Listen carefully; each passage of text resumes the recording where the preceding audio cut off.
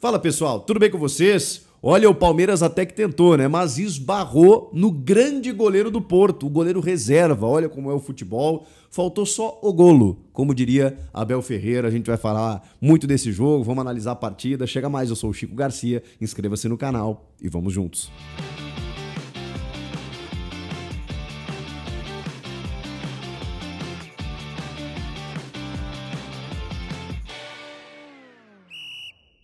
Você está convocado para a Liga do Milhão na KTO, kto.bet.br. Tem que somar pontos. Eu, por exemplo, até estava bem. E aí comecei a me atrapalhar um pouquinho, mas tô me recuperando. Por quê? Porque eu apostei empate em Palmeiras e Porto. A odds estava 13 e pouquinho.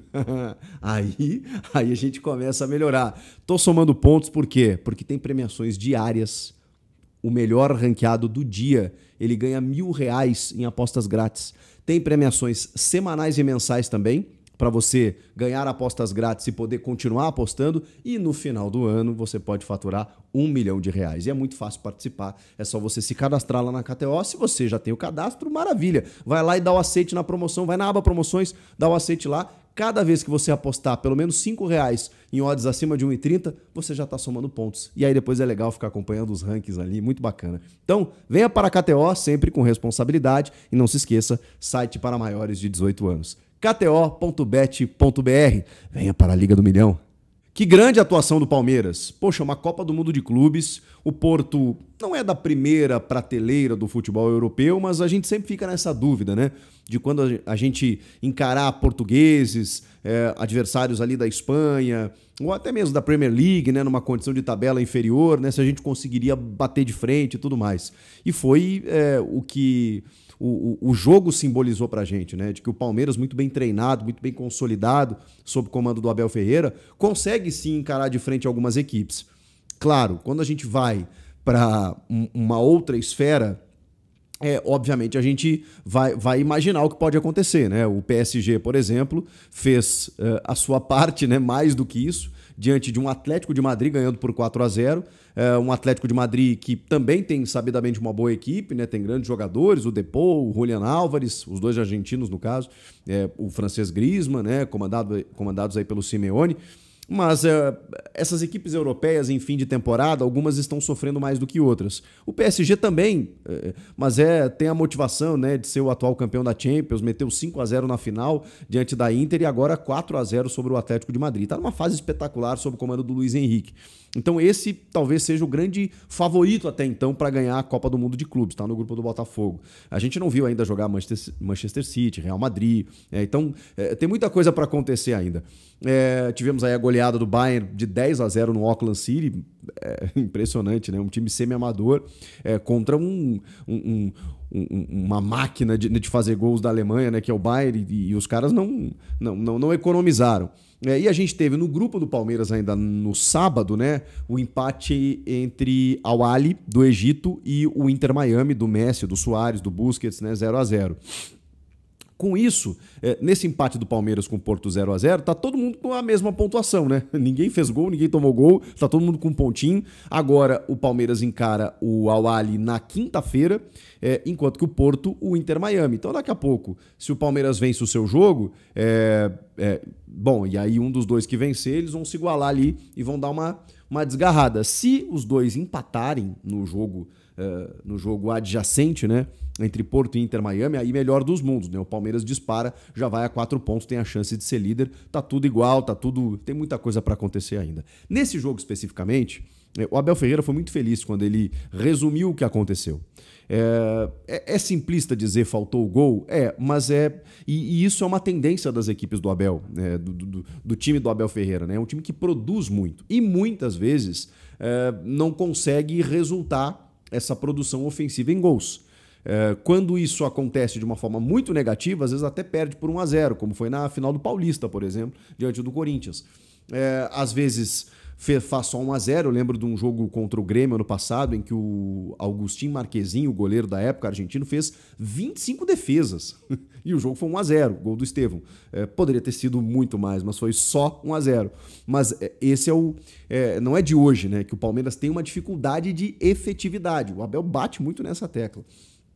E assim, o Palmeiras foi muito superior. Acho que o primeiro tempo até foi um pouquinho mais equilibrado, mas aí visivelmente essa questão física, ela pesou também da metade para o fim no segundo tempo, e aí o Palmeiras amassou, fez uma pressão ali, uma blitz impressionante, e o glorioso Cláudio Ramos foi o melhor em campo, né? Até o Superior Player of the Match foi o eleito o Estevão, né? Mas o Cláudio Ramos, substituindo o Diogo Costa, que há pouco estava decidindo a Nations League por Portugal diante da Espanha, pegando um pênalti decisivo, garantindo o título, inclusive, da seleção de Cristiano Ronaldo, ele se machucou. E aí o Cláudio Ramos, que é o reserva, fechou o gol. A verdade foi essa. Mas falando da produção ofensiva do Palmeiras, o Abel ele escala o Aníbal Moreno como primeiro homem, juntamente do Richard Rios, Maurício, Vitor Roque, o Felipe Anderson e o Estevão. Essa foi a equipe do meio para frente, né? Com o Giai, o Piquerez, o Gomes e o Murilo. Ele deixa no banco o Veiga, ele deixa no banco o Paulinho. Mas foi uma equipe muito interessante, porque assim, fazia muito tempo que eu não vi o Aníbal Moreno jogar o que jogou. Ele jogou demais. Tanto que o Palmeiras, quando ele ataca, né, ele atacava muito com aquela blitz, e em muitos casos, né, em muitos momentos, especialmente no segundo tempo, o Porto fez linha de 5. Fez linha de 5 e buscava alguma coisa no contra-ataque. Enquanto esse menino de 18 anos, o Rodrigo Mora estava em campo, que moleque habilidoso, cara.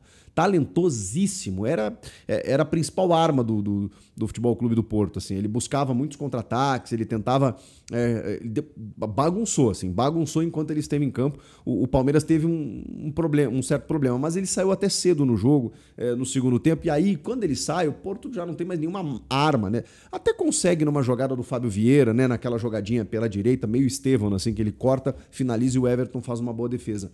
Por que eu digo que o primeiro tempo foi equilibrado? Porque o Everton também fez defesas importantes. As chances mais claras sempre foram do Palmeiras, mas o Everton pega uma cabeçada em cima, pega um chute embaixo, né, do camisa 9, que faz uma boa jogada pelo lado esquerdo. Teve uma outra bola do próprio Rodrigo Mora que passa perto, mas enfim, o Palmeiras também foi ameaçado. Teve uma pelo lado direito, né, no comecinho do jogo, até que o Palmeiras reclama que bateu na mão dele, que o Everton também pega. O Everton estava muito seguro no jogo. E a defesa do Palmeiras teve ali uma outra dificuldade, mas não sofreu tanto assim. E aí o Palmeiras produzia muito, marcando pressão, roubando uma bola que o Estevão finaliza a bola, passa isso aqui.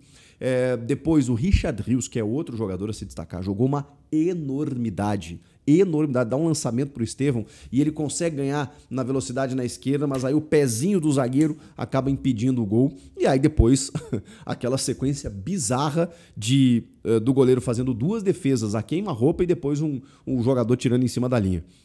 O Richard Rios fica cobrando, né? Ao invés de ir atrás do rebote, ele fica cobrando que o Estevão atrapalhou ele ali, porque a bola do Maurício, ou do Vitor Roque, na verdade, ela vai meio que pros dois ali, o Estevão finaliza, o Richard Rios estava inteiro na bola, mas o Estevão chega finalizando, o goleiro defende, aí depois rebote, defende de novo, e aí o próprio Richard Rios vai lá, busca a bola, finaliza e o cara tira em cima da linha.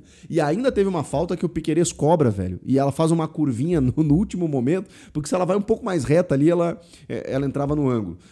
Palmeiras criou as melhores chances, poderia ter saído vencedor já no primeiro tempo. No segundo, o Porto, até perdendo o Mora, né, e fazendo algumas outras trocas, não conseguiu criar muita coisa, né? Teve um ou outro lance esporádico, e aí o Palmeiras numa blitz danada. Acho que o Abel tira o Estevão muito cedo, ele faz trocas ali necessárias, né? Ele tira o Felipe Anderson, tira... acho que o Vitor Roque também, né? Ou o Vitor Roque ele tira mais pra frente...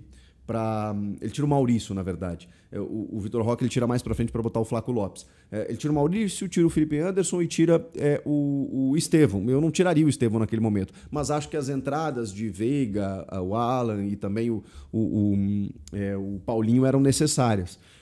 E o Palmeiras continua, né, muito em cima, a segunda bola toda do Palmeiras, né, o Aníbal Moreno caçando ali, do tipo assim, o Palmeiras atacava, o Porto recuperava, buscava o contra-ataque, o Rios e o Aníbal, eles já mordiam ali na intermediária ofensiva, recuperava a bola e ia pro ataque de novo. Foi um time assim muito, muito incisivo para buscar esse gol. Teve bola na trave, o próprio Flaco entrou depois, porque aí o Abel percebendo, vou tentar essa jogada, né? Daqui a pouco o Flaco briga com todo mundo, e ele até fez algumas jogadas por baixo pelo lado direito, mas ele deu uma cabeçada, a bola passou isso aqui, depois teve uma bola que bateu na trave. Cara, é só o futebol que explica, né? O Palmeiras não ter saído vencedor desse jogo diante do Porto. E o Abel resumiu, faltou o gol e o futebol é mágico por isso. Porque o melhor jogador deles, né, o jogador mais destacado, né, que é o goleiro, titular, machuca, o reserva entra e faz a partida da vida dele. Foi mais ou menos isso que aconteceu. E como eu falei, tem uma projeção aí, né, para o Palmeiras até terminar a semana aí, né, líder do grupo com o jogo da quinta-feira, dependendo do que acontecer em Inter Miami e Al Ahly. Agora, do que eu vi dos times até aqui do grupo do Palmeiras, dá para passar legal em primeiro, inclusive, mas tem que fazer os gols, né? Porque o Palmeiras, me parece, pelo menos nesse recorte pequeno, mais time que o Porto, mais time que o Al Ahly, mais time que o Inter Miami. A gente sabe que o Inter Miami tem o Messi, tem o Suárez e tal, mas assim, vamos lá, né? Vamos abrir coletivamente. Não é um time enfim, que inspire muita coisa. Então eu acho que o Palmeiras tem condições de encarar de frente todos esses adversários e tem condições de chegar nas oitavas de final. Chegando às oitavas, aí a gente vê o que acontece. Festa linda do torcedor do Palmeiras em Nova York, né? O jogo foi no MetLife Stadium para 46 mil pessoas. Eu já estive lá, olha que loucura, né? Aquela máscara do jornalista, né? Eu não tive em muitos estádios norte-americanos. Aliás, eu acho que esse foi o único. Eu fui num de beisebol também, no do Giants. Como é o nome dele? Caramba. Mas o MetLife Stadium, a seleção brasileira jogou no dia 6 ou 7 de setembro de 2018. Primeiro amistoso, depois da Copa do Mundo. E, curiosamente, eu estava lá de férias, tem um grande amigo meu que mora lá, e ele fez toda a logística, a gente conseguiu assistir esse jogo em Nova Jersey. Tava sentado lá em cima na arquibancada, assim, a gente vê o jogo pequenininho lá embaixo, mas é muito gostoso, né? Muito bacana o clima de estádio, né? Conheci esse estádio aí e a torcida do Palmeiras fez uma festa incrível, né, desde a chegada, e tá muito legal acompanhar, né?